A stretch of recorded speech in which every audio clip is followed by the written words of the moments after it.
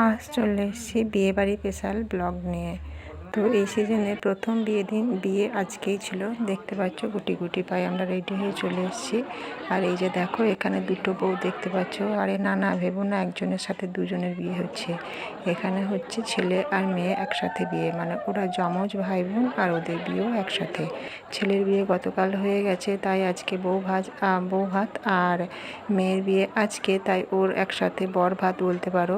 তো যাই হোক প্ল্যানটা ভালোই হয়েছে না। তো যাই হোক ওখানে বিয়ে সেরে আমরা গুটি গুটি পায়ে চলে এসেছি খাবারের জায়গায়। দেখো খাবারের তোমাদের মেনু কার্ড দেখিয়ে দিলাম। তো এখন তো আয়োজন আলাদা রকমের, মানে কাঁসার থালার মধ্যে কলাপাতা, বেশ ভালোই লাগছিলো।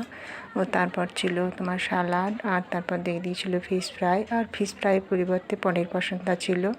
আর তারপর দিয়ে দিয়েছিল কুলচা, তার সাথে ছিল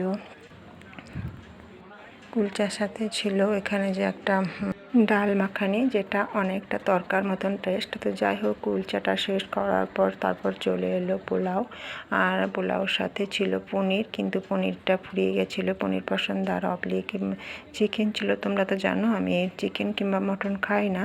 তো যাই হোক কপাল খারাপ বশত পনিরটাও ফুরিয়ে গিয়েছিলো, তাই আমি দেখো এখানে বলছি চিকেন নেব না। ওই জন্য আমাকে এখানে মানে চিকেনের পরিবর্তে দেওয়া হলো একটু পনির। দেওয়ার কথা ছিল কিন্তু যেহেতু পনির ছিল না, তাই দেওয়া হয়েছিল পাঁচ তরকারি। তো যাই হোক পাঁচ তরকারিতে একটা বেশ বড় মতো বড়ি ছিল, আমার ভীষণই প্রিয়। আর তারপর চলে এসেছিলো সাদা ভাত, আর সাদা ভাত দেওয়ার পর চলে এসেছিলো তোমার পাবদা মাছের সর্ষে পোস্ত দিয়ে একটা ঝাল। তো বেশ ভালোই ছিল।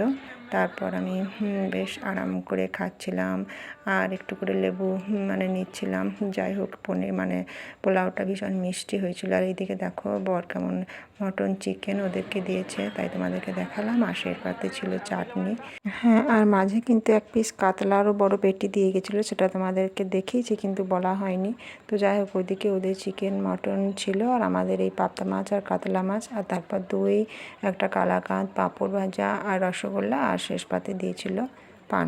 তো এই ছিল আজকের রেসিপি। আর কেমন লাগলো তোমরা অবশ্যই জানিও। আজকের মতন বিদায়, গুড নাইট, সকলে ভালো থেকো।